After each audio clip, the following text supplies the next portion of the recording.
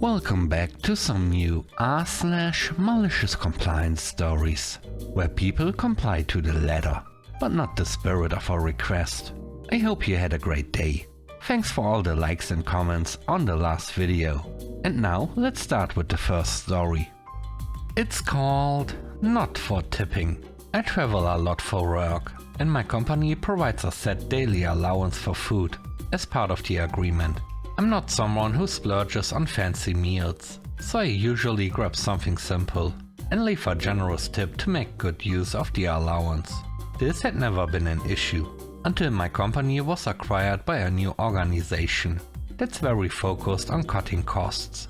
One day I got an email from HR informing me that tips were no longer reimbursable. Essentially, if I choose to tip, it would come out of my own pocket. So I decided to adjust my approach. Instead of eating out, I started buying groceries and eating very affordably. With the remaining budget, I began purchasing donuts and coffee for my coworkers at the locations I traveled to. I figured if the allowance is there, I'd rather use it to spread some goodwill. Next time, I'm considering using the rest of the budget to buy meals for people in need. Let me remind my company that I'm traveling to do them a favor, as they don't want to hire full-time employees in the areas where I travel. Cutting corners on something as small as food allowances just doesn't make sense. The next story is called Way More Sales. Back years ago, in the summer, I got a job to sell boxes of inexpensive candy that my boss, Al, had sourced from who knows where. Our task was to go door to door in various neighborhoods. An army of teams chauffeured around by adults. The candy sold for $5 to $6 a box, and we earned just $1 per box sold. The rest went to Al.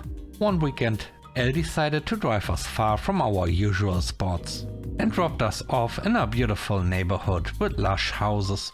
He expected big sales from us that day, but the day turned out to be grueling. What started as a sunny morning quickly turned into a sweltering afternoon. By the end of it, I had sold only 3 boxes. Al was furious. He picked us up and drove to another part of the neighborhood, ranting the whole way about how disappointed he was. He insulted us, accused us of slacking, and demanded we start making way more sales. The truth was that many people weren't even home.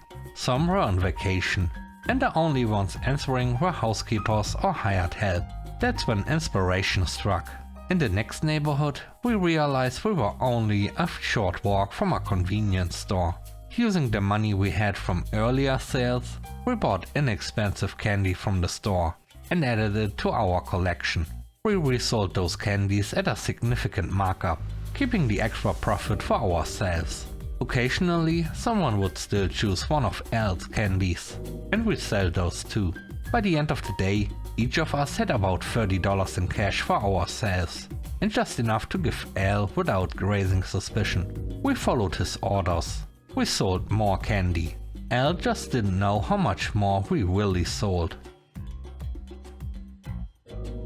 The third story is called Extra Work Time.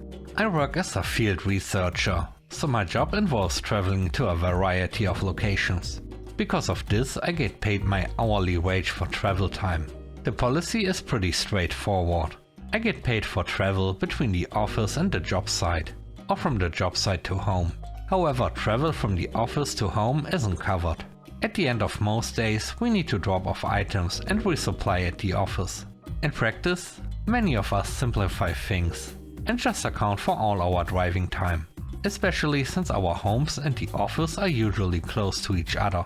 About 3 months ago, I started working on a project in a city that was a 45-minute drive from my home and a 1-hour drive from my usual office.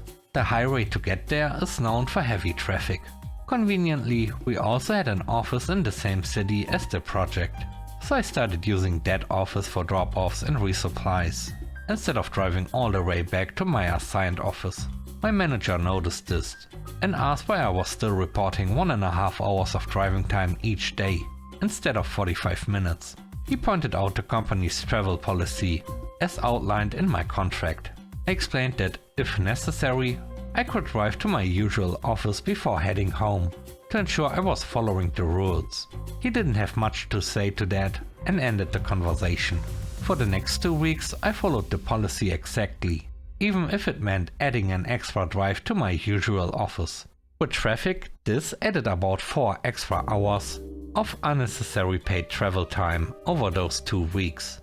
Eventually, my manager called me and said from that point forward, I could just report the driving time from the city office to home. He realized it was more efficient for everyone involved. The last story is called Just Come Over. My parents bought the river/stilt house next to theirs for me to move into, which was incredibly generous and thoughtful. I'm so grateful to them for helping me out in such a big way. However, my mom has a tendency to make quick decisions without fully thinking them through, and disagreeing with her can be a challenge. Recently, she decided it was absolutely essential for me to move into the river house before a big blizzard hit, like the world would end if I didn't.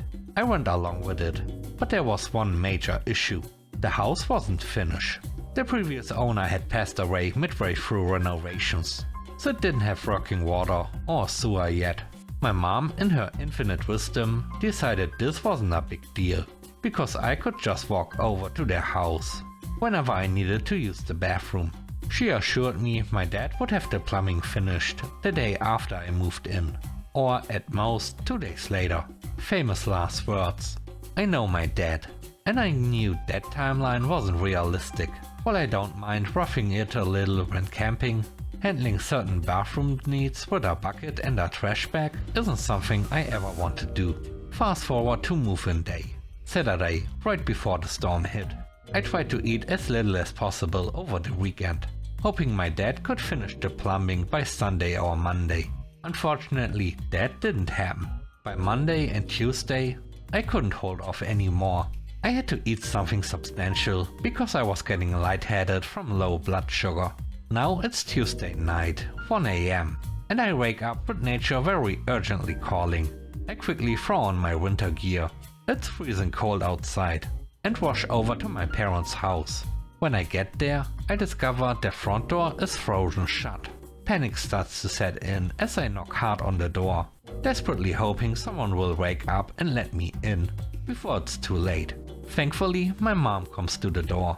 She tries to scold me for waking them up at 1 AM, but I'm already making a beeline for the bathroom.